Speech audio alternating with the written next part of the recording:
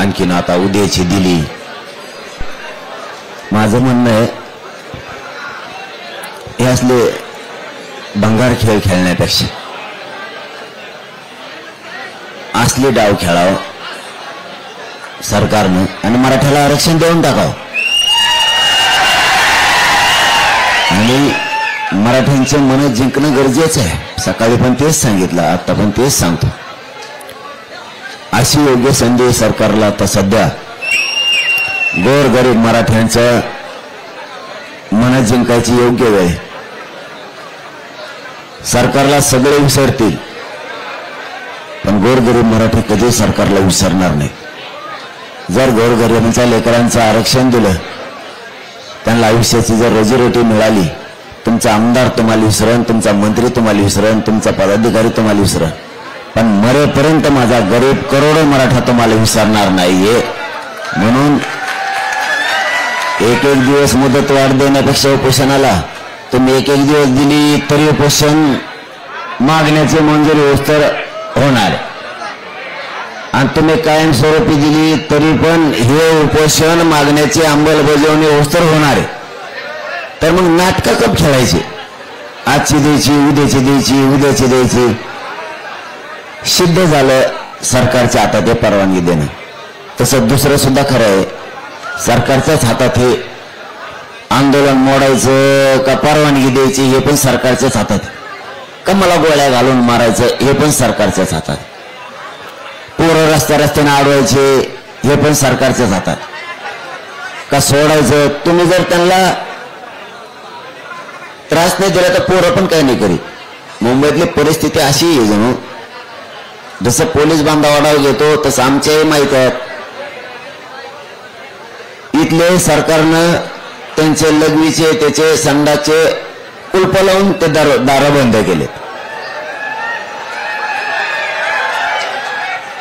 पाण्याची परिस्थिती तीच आहे. अशी माहिती मिळाली की दुकानं सुद्धा चहाचे त्याचे वडा जेवणाचे बंद झाले. म्हणून सीएसटीला जे मोगा बसले होते पोरं त्याच्यामुळे बसले होते. त्याच्यामुळे हे प्रॉब्लेम मोगाचं ते आलं. ज्यावेळेस ते पोरं इथल्या पोलीस अधिकाऱ्यांनी बांधवांनी सांगितलं तेवढं काढायला सांगा, आपण काढायला सांगितलं लगेच ते निघले सुद्धा. पण त्यांनी ते कारण सांगितले काही सुरू नाही, पाणी प्यायला मुद्दा म्हणजे कदरून जावं मराठा मुंबईतून. परत जेवायला मिळू नाही, त्यांना चहा पाणी मिळू नये, त्यांना काही वस्तू मिळू नाही. म्हणून अरे यायला इंग्रजापेक्षा बेकार झाले तुम्ही. मग त्यांच्यापेक्षा अति बेकार झाले. मग तुम्ही पाणी उघडं ठेवणार, संडास बाथरूमाचे उघडं ठेवणार. कारण पोर आता हे बघा आलेत म्हणल्यावर तुमचं काम केलं त्यांनी, तुम्ही आम्हाला परवानगीचं सहकार्य केलं तर आम्ही तुम्हाला रोडवर एकही गाडी लावणार नाहीत. तुम्ही दिलेल्या मैदानावर पार्किंगला लावू हे आम्ही सहकार्य दिलं, तुम्ही उलट्या बातम्या फिरायला लागले. अरे सरकार, आम्ही सांगितलं मुंबई सगळे जोपर्यंत सहकार्य करणार नव्हते म्हणजे आम्ही महाराष्ट्रात होतो त्यावेळेचा विषय येऊ. त्यांनी सांगितलं आम्ही पाठ होऊन देणार नाहीत, येऊन देणार नाहीत. मग मराठ्यांनी ठरवलं मुंबईत आम्ही घुसणार, मुंबईत जाम करणार. मराठे घुसले पण जाम केली पण मग सरकारनं पण सहकार्य केलं. मग आपणच सहकार्य केलं पाहिजे. सरकार आडमुठ्यात घुसलं की मराठे आडमुठ्यात घुसले. सरकारने सहकार्य केलं, परवानगी दिली. पोराला 1 मिनिटात सांगितलं तुम्ही जी मुंबई जाम केली ती 1 मिनिटात मोकळी करा, वाहनं बाजूला काढून सुरक्षित मैदानावर नेऊन लावा पार्किंगच्या. पोरांनी ते पण केलं. 2-4 घंट्याने, 2 घंट्यात नाही पण 2-4 घंट्याने साहेबांनी येऊन सांगितलं हो तुम्ही सांगितलं इथले जे आम्ही सांगितले होते ते सगळे पोरांनी वाहनं काढले. काय सहकार्य पाहिजे तुम्हाला आणखी? आणि तुम्ही पाण्याचा बंद करणार, कशाचा बंद करा? मागच्या गप्प बसा रे, मागच्या गप्प बसा राहू ग गप. कमी ओरडत रे, तुम्हाला कळतं का काय? काय कळतं? परिस्थिती सरकारनं जाणून घेणं गरजेचं होतं. तर गरीब इतक्या लांबून आलेत, गरीबाचे लेकर, काय त्रास द्यायचा राव त्यांना? एक एक एक एक दिवसाची रडक्यासारखी परवानगी द्यायची. पोराला पाणी नाही मिळाल्यावर मग ते पोटे असे येतं. त्यांची तरी काय चूक आहे? तुमच्या गावाला आलो पाहुणे म्हणून असली वागणूक देतात का? तुमच्या आमच्या तिकडे येतात तुम्ही सभा घ्यायला तालुक्यात जिल्ह्यात, अशीच वागणूक देतो का आम्ही? जरी कार्यकर्ता तुमच्या पक्षाचा असला तरी आमच्या मराठ्याचा आहे, तुमचा शिवसेनेचा असला तरी मराठ्याचा आहे, राष्ट्रवादीचा असला तरी मराठ्याचा आहे, काँग्रेसचा असला तरी मराठ्याचा आहे, बेसरामाचा असला तरी मराठ्याचाच आहे. आमचे लोक असले वागणूक देते का तुम्हाला तिकडे आल्यावर? तुम्ही आम्हाला मुंबईत अशी वागणूक जर दिली ना मुख्यमंत्री साहेब, इथून गेल्यावर मराठ्याच्या पोराच्या डोक्यात हे राहणार आहे, मुंबईत गेल्यावर हाल केलते. तुमच्या सुद्धा तुमच्या नेत्याच्या मनात, तुमच्या कार्यकर्त्याच्या मनात सभा होत्यांत असंच होणार आहे. मग तिकडे बी तुमच्या तिकडे आलं म्हणून तुम्ही त्रास देणार, तर लोक आमच्या तिकडे आल्यावर तुम्हाला त्रास देणार, बदला होणार. कशाला असलेला पड्यात पडायचं? लेकर लांबून आले, थेंबर पाणी द्यावा, त्यांना एखाद्या बार चटणी भाकर द्यावा. मुंबईत आले म्हणून कदरून जावा म्हणून हाट्याला बंद ठुले जणू. याला काय धंदा आहे राव? तुम्ही बघून आले का? छत्र्या नाहीत,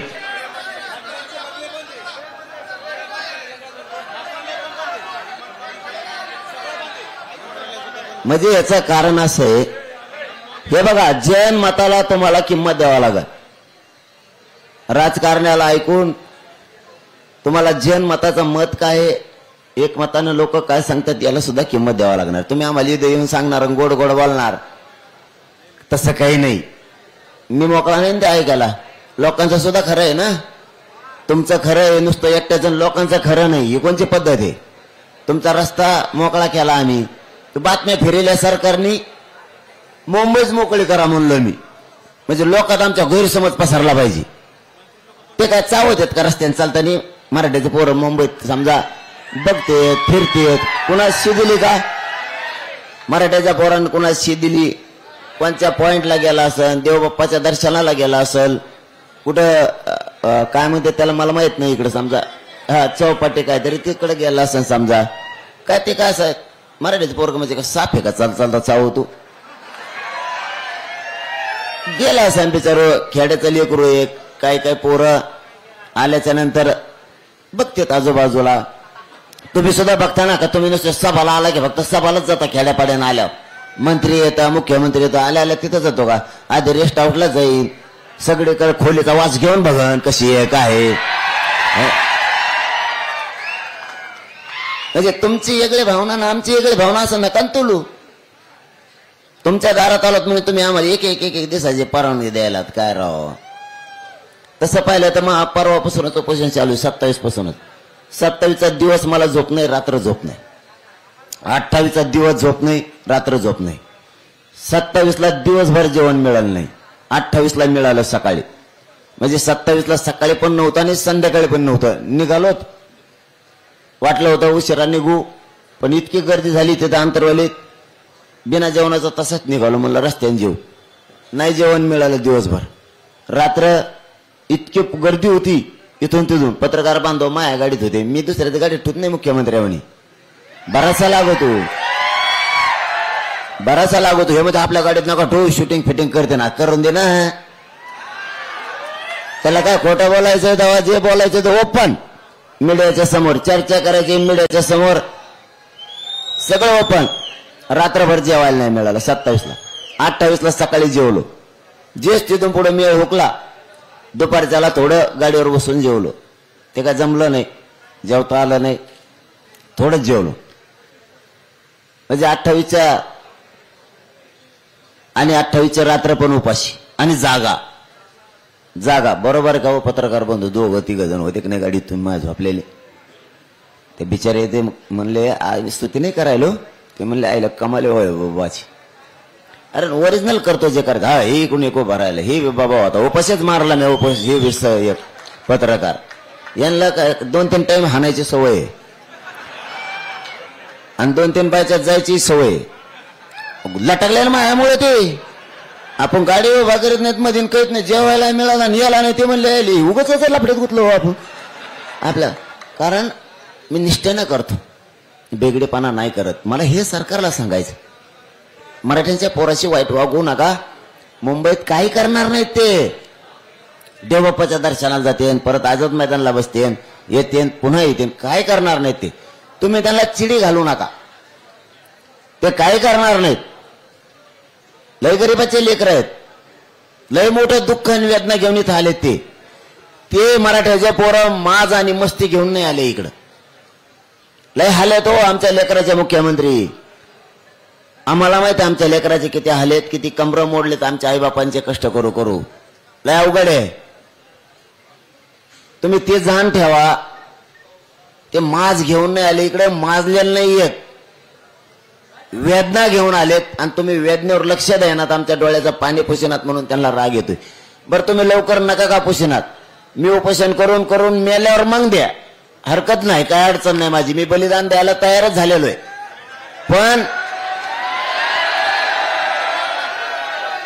पण तुम्ही त्यांना इथं दुकानं बंद करायला लावू नका नसता तुमच्या बी महाराष्ट्रात सभा असले की पुढे तसंच होणार आहे मग अहो खरं सांगतो आपण काय लपून ठेवत नसतो आमचे पोरं आले म्हणून तुम्ही जर टपऱ्या बंद करणार हॉटेल बंद करणार सगळं पाण्याचं बंद करणार आम्ही पण तुमच्या तिकडे सभा असल्या की तुमच्या जिथं दल्ले ते पाईपलाईन आमच्या गावातून गेले असले तर आम्ही तिचं पाणी त्या दिवशी पुरतं बंद करणार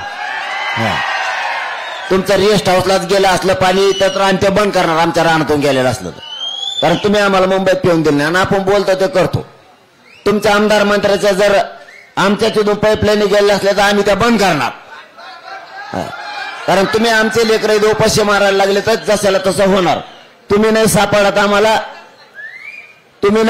आम्हाला तर तुमचे लोक सापडतील कारण तुम्ही माझ्या सगळ्या सोयऱ्याला त्रास द्यायलात ना इथं आलेला मराठा सगळा आमचा पाहुणा आहे सगळं आमचे सगळे सोयरे आहेत तुमचे सगळे सोयरे असतील ना महाराष्ट्रात त्यांचेही झाडबड होणार मग हो जशाला तसं होणार देणार ठेवा मुख्यमंत्री जशाला तसं होणार मग गरीबाचे लोक राहिले हे तर तुम्ही त्रास देताय आणखी ना बदला बुद्धी हे माझं म्हणणं आहे आणखी ना तुमच्या बुद्धीत बदल करा आम्हाला काय नको आणि मराठ्यांच्या पोराला सांगतो रे बाबा कुठे जरी इकडे तिकडे गेले तरी शांतता हे शब्द आणि संयम ध्यानात ठेवा सगळेजण कुणीही वाईट पाऊल उचलायचं नाही आपण आपल्या गाड्या दिलेल्या मैदानावर सुरक्षित नेऊन लावा इथं जर नाही खायला मिळालं तर तुम्हाला रेल्वेनं तुमच्या गाडीपर्यंत जाता येईल जेवण करता येईल पुन्हा रेल्वेनं तुम्हाला माघारी पण येता येईल किंवा इथं जर पाऊस असला तुम्हाला तुमच्या गाडीत तिथंच झोपता येईल म्हणून अगोदर गाड्या ठरवून दिलेल्या मैदानावर सुरक्षित नेऊन लावा हे कोणी शब्द विसरू नका परत गोंधळ होतो गाडी सापडणार गाडी कुठे त्याच्यापेक्षा मैदानावरती सरकारची जबाबदारी तिथं ते संरक्षण ठेवतील तुम्ही एकदा तिथं गाडी लावली की तुम्ही टेन्शन मुक्त झाले मग तुम्हाला मैदानावर येता येईल आझाद मैदानाला पुन्हा तिकडे जाता येईल ध्यानात ठेवा आणि आणखीन एक सांगतो तिकडे चेंबूरला कोणी रस्ता काय जर थांबून ठेवलेला असला किंवा गाड्या लावलेल्या जर असल्या तर त्या बांधवांना सांगतो तर चेंबूर आणि त्या पट्ट्यातल्या गाड्या काढा तिकडून 800 रुपये देत तिथून मागचा सगळा भाग गाड्याने आपल्या वाहनाने ट्रकाने पॅक झालाय कारण काल 28ला निघलेले लोक ते आणि 29ला दिवसभर निघलेले लोक महाराष्ट्रातून आपले ते सगळेच जाम आपल्याच लोकांमुळे आपलेच लोक जाम झाले त्यामुळे गाड्या जर कोणी मत असलं चेंबूरच्या मैदानावर लावा तर चेंबूरच्या मैदानावर लावा वाशीच्या मैदानावर लावा मत असले तर वाशीच्या मैदानावर लावा ते जर इथं कुठं मुंबईत असले मैदानात तिथं लावा म्हणले तिथं लावा मला वाटतं सरकारच्या वतीनं एक पार्किंगची जागा घोषित केली पाहिजे कोणचे मैदान आहेत काय म्हणजे पोराच्या ध्यानात येईल तुम्ही तोंडी सांगा पोराला मिळ लागा ना कुठे तुम्ही पार्किंगचा एक पोलीस बांधवांनी आणि सरकारने तुमच्या पार्किंगचा एक मॅप टाका ये मैदान या ठिकाणी येत या विभागात आहेत या वस्तूपासून इतक्या अंतरावर आहेत रेल्वेस पासून इतक्या अंतरावर आहेत किंवा अनेक कुठे असेल एखाद्या मार्केटचं मोठं नाव तिथून इतक्या अंतरावर आहे. तुम्ही एक मॅप टाका म्हणजे पोराला मेळ लागून गाडी आपण लावायची कुठं नेऊ. ते नुसतंच मैदानं तुम्ही सांगितले आणि भरलेले मैदानं त्याच्यात टाकू नका. जे मैदानं तुम्ही देणार आहेत, कारण आणखीन मंगळवार बुधवारच्या नंतर खूप लोक निघणार आहेत. सरकारने नाही ऐकलं तर तुम्ही नुसत्या मुदत वाढ देऊन उपयोग नाही एक दिवसाची. तुम्ही जर मागण्याच्या अंमलबजावणीला वेळ लावत गेल्यात तसे तसे मराठी मुंबईकडे येणार आहेत. म्हणजे मी तुम्हाला खोटं सांगत नाही. आतापर्यंत मी सरकारला कधी खोटं सांगितलेलं नाही आणि माझा स्वभाव सगळ्याला माहिती आहे. मी खोटं शक्यतो सांगत नाही. तुम्ही जसा जसा याला विलंब लावणार आहेत तसे तसे महाराष्ट्रात लोक कामं सोडत सोडत मुंबईकडे निघणार आहेत. तुम्हाला आता एवढे हे आणखीन पहिला टप्पा पण नाही, असे 7-8 टप्पे आहेत याच आंदोलनाचे. हे पहिला पण नाहीये, कारण आम्हाला माहित होतं आम्हाला त्रास देणार आहेत मुंबईला, म्हणून आधी आम्ही थोडे थोडे आलो. तुम्हाला आणखी पुढे पुढे दिसन. तुमची इच्छा पुरी होईल मुख्यमंत्र्याची, तुमची इच्छा पुरी होणार. तुम्हाला कोपऱ्यात मराठी दिसणार त्याचं टेन्शन घेऊ नका. महाराष्ट्रात सुद्धा कोपऱ्यात दिसणार त्याचं पण टेन्शन घेऊ नका. तुम्हाला जे अपेक्षित आहे ते होणार. पण आरक्षण आम्ही घेणार आहेत. फक्त आम्ही लोकशाहीचा, कायद्याचा आणि शांततेचा मार्ग सोडणार नाही. तुम्ही मला जेलात टाका, मी जेलात जाणार, मी जेलात उपोषण करणार, पण सोडणार नाही. तुम्ही गोळ्या घातल्या तरी मी गोळ्या झेलणार आहे. तुमची जी तयारी असेल त्याला सामोरं जायची माझी तयारी. पण मी सगळ्या मागण्याची अंमलबजावणी घेतल्याशिवाय हटत नाही. आणि मागण्या तुम्हाला माहिती आहे म्हणून मागण्या सांगत नाही. फक्त शेवटचं एक सांगतो, चेंबूरकडे तिकडे ज्या बांधवांनी रोडवरती आहेत त्यांनी पार्किंगला गाड्या लावा आणि शांततेत आझाद मैदानला या. पुन्हा आपले पोरं जे जेवले नसते, ज्याला जेवायला मिळालं नाही ते पोरं आपल्या गाड्याकडे जा, तिथं स्वयंपाक करा, जेवण करा. एका दिवस आपल्याला जेवायला सुद्धा मुंबईतल्या जे मराठा बांधव आहेत त्यांना सरकार आणू देत नसेल, त्यांच्यावर दबाव असेल, म्हणून जर इथल्या बांधवांनी आपल्याला आणून नाही दिलं जेवायला मराठ्याच्या, पूर्ण मुंबई म्हणतो महानगरातले, नाराज होण्यापेक्षा आपल्या गाड्याकडे जा, आपलं 2 टायमाला जेवायला करी जा, आपलं खा आणि गाडीतच झोपा, सकाळी पुन्हा ये जा करता येईल. फक्त टेन्शन नाही घ्यायचं, दम्मा आणि संयमाने सगळ्या गोष्टी हाताळा आणि चेंबूरचा तो मार्ग सगळे पार्किंग लावून टाका. शांत बसा, प्रेस सुरू आहे. अरे प्रेस चालू आहे, शांत बसा ना. प्रेस चालू आहे, शांत बसा. आता आम्ही काय संवाद करावं त्यांना कळत नाही का? आमचं काम थोडं आहे संवाद सरकारशी करायचं. त्यांना मराठीची गरज असली ती ते नसल, आम्ही संघर्ष सोडायला तयार नाहीत ना.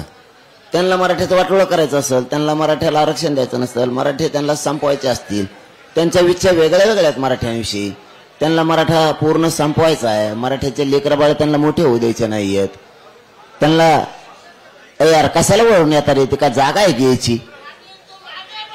तू आग याच हे म्हणूनच उपोषणाला बसलो, तू चढ वरून आणि हिंड इकडं तिकडं. मी आग यायचे, तू खाली टेक तिथं. सरकारला मराठा समाजाचा वाटोळाच करायचा आहे म्हणून तर ते येत जात नाही. येतील नाही येत त्या सिद्धीने घेणं नाही.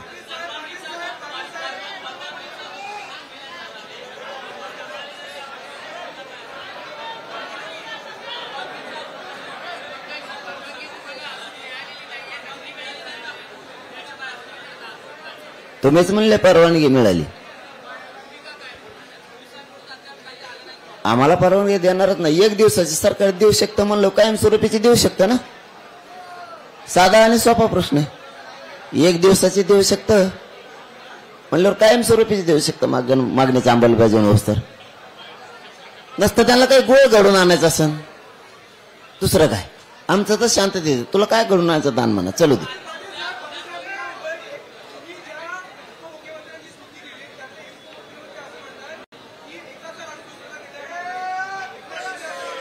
थांब, अरे प्रेस चालू आहे ना.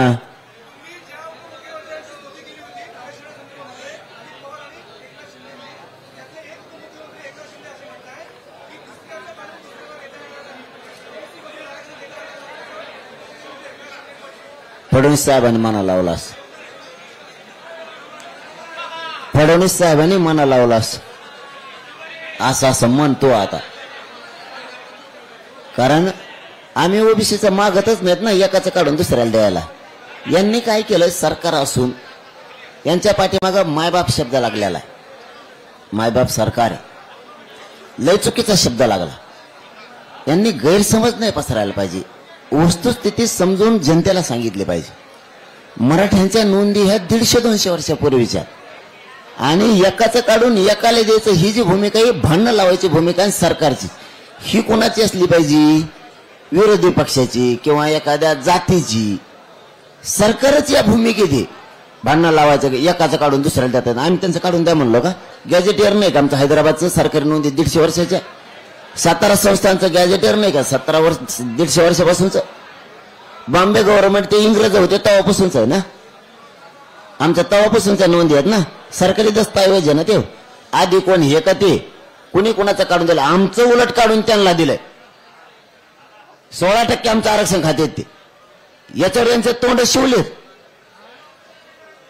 आमचं सरकारी नोंदी आहेत गॅजेटियरच्या, ह्या देत नाहीत. त्यांचं काढून कुठे द्यायला?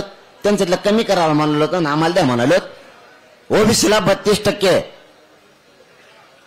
त्यातलं 20% कमी करा ना आम्हाला द्या. 12%च फक्त ओबीसीला ठेवा असं म्हणलोत का? 32% ओबीसी पैकी 20% मराठ्याला द्या आणि 12% ओबीसीला ठेवा, 350 जातील असं म्हणलोत का? आमच्या नोंदी आहेत त्या 32%, 27% आणि त्याच्यातल्या 19% आमच्या नोंदी आहेत, त्या द्या म्हणतो. हे उलट लोकांना सांगतात आणि महाराष्ट्राला सगळं कळालंय आता यांनी. कारण मी 2 वर्ष तेच काम केलं, समाजात समजून सांगायचं. आपल्या सरकारी नोंदी आहेत, आपण कोणाचं घेत नाहीत. आणि हे ओबीसीला गरीबाला कळालं, नेते सोडून 2-4 जण सोडून गरीब ओबीसीला सुद्धा कळालं आपलं जे आरक्षण आहे 1990चं 1990चं, यांच्या नोंदी 100-150 वर्षापूर्वीच्या, यांना आरक्षण दिलं पाहिजे. सरकार दाटून म्हणतंय एकाचं काढून दुसऱ्याला देणार नाहीत, काढून घ्यायचंच नाही पहिलंच हे आमचं. हे भ्रम निर्माण करतात, त्यामुळे काही टेन्शन नाही. आता फायनल फाईट होणार, आरक्षण घेणार नाही तर मी जाणार. दोन्हीपैकी एक काहीतरी आता होणारच. एक तर मला सरकार मारून टाकणार गोळ्या घालून, नसतं मी उपोषण करून मारणार, नसतं आरक्षण घेऊन जाणार. हे फायनल होणार आहे आता. मग आता देवेंद्र फडणवीस यांनी ठरायचं, याच्या आडमुठेपणाच्या वागण्यामुळं, याची सत्ता मराठ्यांनीच देऊन मराठ्याच्या विरोधाच्या भूमिकेमुळं मोदी साहेबाला आणि अमित शहा साहेबाला डाग लावायचा आणि इथल्या सरकारला डाग लावायचा का मराठ्याला आरक्षण द्यायचं त्यांनी ठरवायचं. याच्या आडमुठपणामुळे केंद्रातल्या सरकारला सुद्धा डाग लागणार आहे यावेळेस. कारण राज्यात मराठे 50-55% आहेत. जर तशी वेळ आली तर या राज्याचं शांततेत मराठे चाक सुद्धा फिरून देणार नाहीत, बेमुदत वर्षानुवर्ष. ही दम मराठ्यात. चला, धन्यवाद.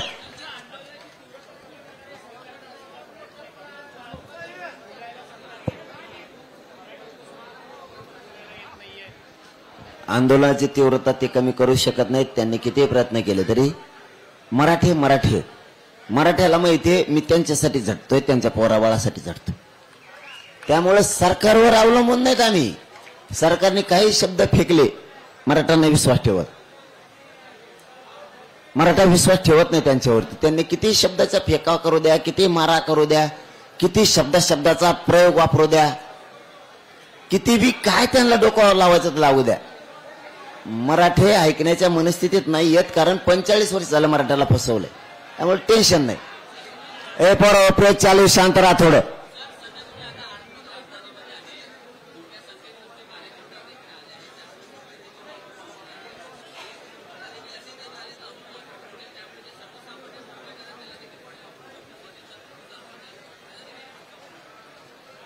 तुमचं म्हणणं बरोबर आहे. सकाळी ट्रॅफिक जाम झाली तर आम्हीच काढली. तुमचं दुसरंही म्हणणं आहे की आणखीन लोक जर आले आता मुंबईत मंगळवारी बुधवारी तर मग आणखीन जाम होईल. आणि तुमचं तिसरं म्हणणं आहे की आर्थिक राजधानी. आर्थिक राजधानीनं असं ठरवलं का मराठ्याच्या गरीबाच्या पोराचा वाटोळा करायचं? तिला वाटत नाही का ती आर्थिक मजबूत झाली मग गरीबाची आर्थिक मजबूत व्हावात खेड्यापाड्यातली, असं वाटत नाही का? आमचा हक्क नाही का मुंबईवरती? सरकारला असं वाटतं का आर्थिक राजधानीतून गोरगरिबांचे लेकरं सुद्धा सुखा समाधानानं जगावं? आम्ही पैसे मागायला आलो का? पद? आमचं आरक्षण आमचा हक्क आम्ही मागायला आलो, ते द्यायचं नाही. ते झालं आता, भाषणबाजी खूप झाली ते आता नाही. आता फुलान फाईट, शेवटची फाईट आहे.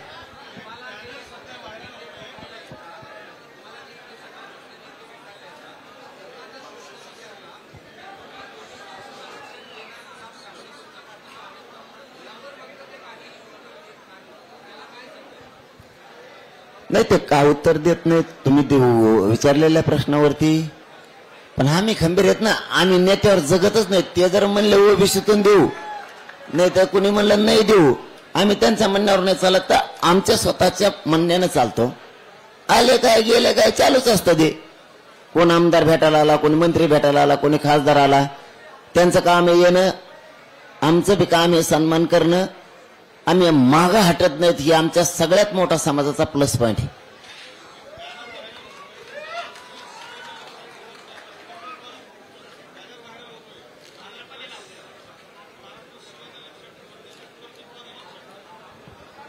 मला आता तुमच्याकडूनच कळलं, मला माहित नाही की बॅनर व्हायरल व्हायला लागलं. महाराष्ट्र शिव्याने लक्षात ठेवत, कर्तृत्वानं लक्षात ठेवत. म्हणजे ते देवेंद्र फडणवीसांचं काडीन औषध लावणे, त्याला आमच्या ग्रामीण भागात म्हणते. उंटावर बसून काडीनं औषध लावणे असं त्याला म्हणतात. कारण उंटावर जर माणूस बसला तर खाली दुख झालेल्या माणसाला काडीनं औषध लागतच नाही. जर ते उंटाचा खाली उतरला तर एखाद्याला जखम झाली असली तर त्याच्यावरती मलम तो लावू शकतो. उंटावर बसून काडीनं मलम लावणे याला म्हणतात. कारण त्यांचं म्हणणं असं आहे देवेंद्र फडणवीस साहेबांचं की महाराष्ट्र शिव्याने नाही तर कर्तृत्वाने लक्षात ठेवतो. काय कर्तृत्व आहे बरं फडणवीस साहेब तुमचं, मला जरा सांगाच. तुम्ही धनगराच्या गाडीत लाकूड घातलं, परत म्हणता शिया दिल्या. आहे का? मग आता आमची खेड्याची भाषा, आता तुम्ही परत म्हणता शिया दिल्या. धनगराला तुम्ही आरक्षण नाही दिलं. तुम्ही जेवढे महामंडळ ओपन केलं मतदान घेऊस तर निवडणुकीच्या टायमाला कोणाला 1 रुपया नाही दिला. एकाला पण ऑफिस नाही, एकाला पण त्याच्यावरती भरती केलेली नाही बरं का. फडणवीस साहेब ऐका, आता प्रेसच्या माध्यमातून तुमच्या दारात आहे मी, आता काय लांब नाही तुम्ही, हे काय इथून लाईट दिसतो तुमचं बघते.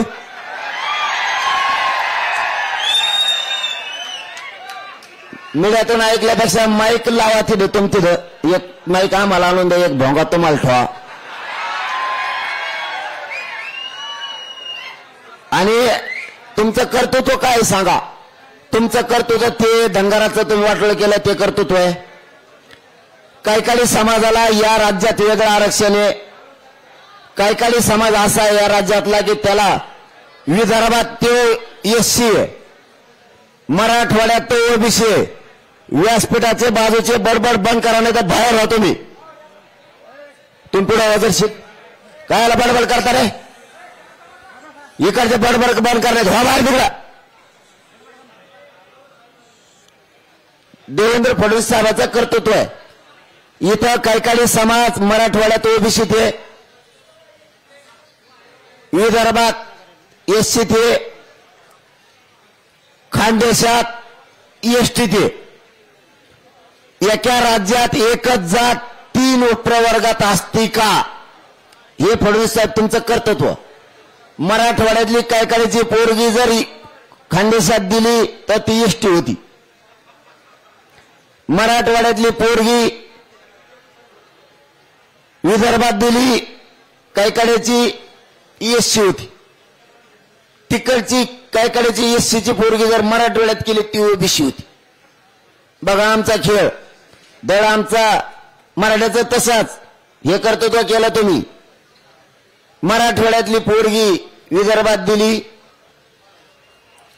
तिचे पोरं ओबीसी ती ओपन दड आमचा आंतरजातीय विवाह आहे म्हणून न कळा ना, आम्ही मराठीचे आहेत का म्हणून न मिळा लागा ना,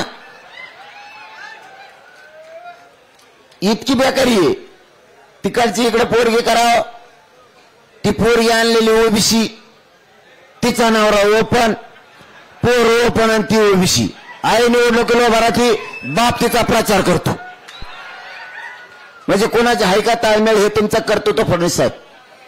फडणवीस साहेब तुमचं कर्तृत्व मराठ्याला आरक्षण असू नये न देणं हे तुमचं कर्तृत्व आहे का? आता हो द्या आता फडणवीस साहेब, दूध का दूध पाणी का पाणी झालंच पाहिजे. तुमच्या बुट चाटणारे आमदार लेत येते, गोणी चपला भरलेले बुट भरलेले चाटणारे ते 2-4 आमदार लेत आहेत. फक्त कर्तृत्व तुमचं, कारण त्यांना मंत्रीपद पाहिजे म्हणून. तुमचं कर्तृत्व आहे का? याच गणेश उत्सवाच्या काळात आहे बहिणीच्या डोक्या फोडले तुम्ही आमचे, आणखी विसरले. उद्या 1 तारखेला 2 वर्ष होत्यात. तुम्ही आम्हाला देवाच्या आडुंगी येऊन आम्हाला मुंबईत परवानगी नाकारता. हे तुमचं कर्तृत्व आहे. याच गणेश बाप्पाच्या काळात तुम्ही अंतरवलीत आमच्या आई बहिणीला गोळ्या घातल्या. हे तुमचं कर्तृत्व आहे. तुमचं कर्तृत्व फडणवीस साहेब, शेतकऱ्याला कर्जमाफी करून म्हणणारा माणूस, मतदान घेतलं आणि माफ नाही केलं, हे कर्तृत्व आहे तुमचं. गळ्यात हिना घेतला पाशा पटेलांनी आणि तुम्ही, आणि गोदा परिक्रमा काढली होती तुम्ही जुनी. पखवाज तुमच्या गळ्यात बळच गुतवल्यावर तुम्हाला वाजत सुद्धा येत नाही. तुमचे बोट कुठेच बघा पखवाजावर, पखाजाच्या खालच्या बाजूला आहेत. पखाज खालून नसतो वाजत, वर वाजत असतो. त्यावेळेस तुम्ही यात्रा काढली होती शेतकऱ्याला मालाला भाव देऊ, हे तुमचं कर्तृत्व. नंतर तुम्हाला पखाज वाजू देण्यात तुमच्या गळ्यात टाळ दिला. टाळाचे ठोके मोजा फक्त तुम्ही कसे. टाळाचे ठोके कोणत्या अभंगावर, कोणत्या चरणावर, 2 द्यायचे का 3 द्यायचे? बाबा बरोबर का? हे नियम असतो. तुम्ही जे टंकळाक टंकळाक टंकळाक वाजायला सुरू केलं,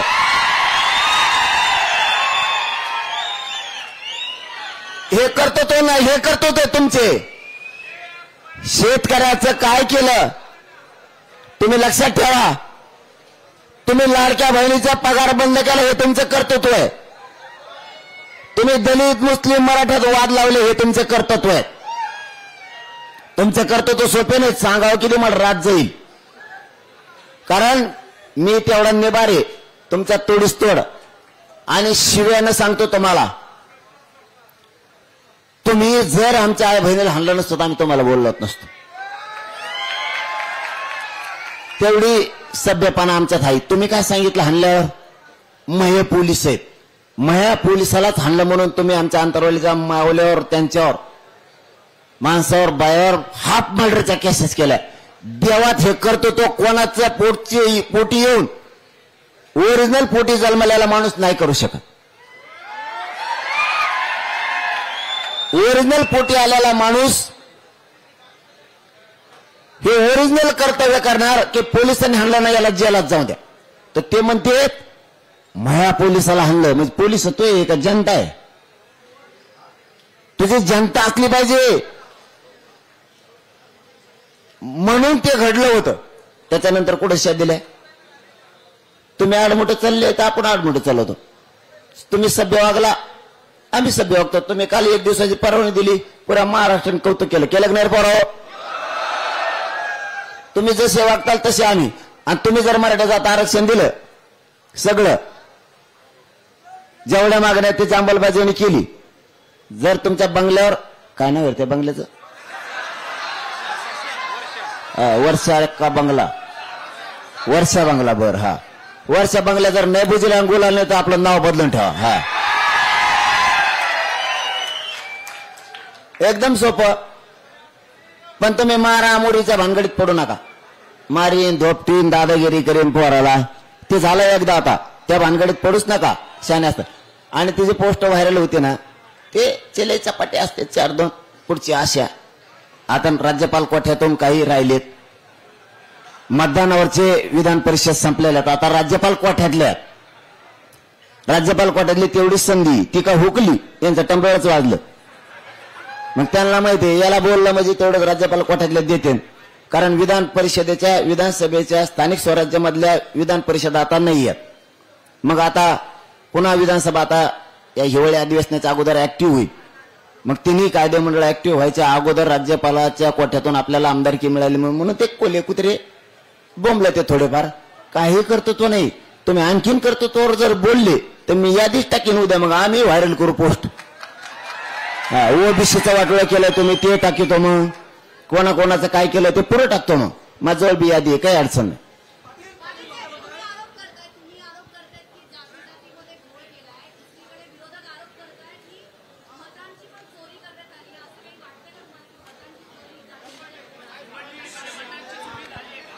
हे बघा, मला लाखो लोक आले इकडं, शांत बसा, लाखो लोक इकडं आले म्हणून माझाच मस्तीत बोलणार नाही, सरकारला बोलायचं म्हणून. मी खरंच वेगळं रसायन आहे म्हणून देवेंद्र फडणवीस कधी कधी म्हणत असतात वेगळं रसायन आहे. मला जे बोलायचं ते मी खरं बोलतो. माझ्याकडून कोणी पॉझिटिव्ह व्हावं म्हणून मी बोलत नाही. असं मला वाटतं तुमच्या प्रश्नावरती. ते मताची चोरी झाली का नाही मला काय, मी तज्ज्ञ नाही त्यातला. हा ना, मग सांगतो ना तुम्हाला. महिला मग आम्ही एक विचार केला, लोकसभेला कम नाही पडले, लोकसभेला तर एकानाका निवडून आले. म्हणजे मताची चोरी ते प्रश्न मग आणायचे, पण आता तुम्ही विचारला तई म्हणून सांगतो. जर ते मताची चोरी असते तर विधानसभेला लोकसभेला खपाखप निवडून आले ना. असं मला वाटतं नसावं गोळ बा, असं माझं म्हणणं नाही बरं का वैयक्तिक. पण पुढचंही सांगतो, मी काय त्यातला तज्ज्ञ नाही बा. करू शकते हे काय सुविचारले नमुनेबाजी जे करू शकतात, गोळ काही सांगता येत नाही.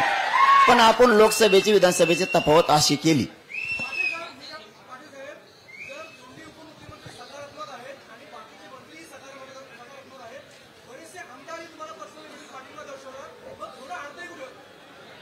इगो, ते मुख्यमंत्र्यांचा इगो, मराठ्यांचा द्वेष, आकाश मराठ्यांविषयीचा सोडावं असं म्हणणं आहे.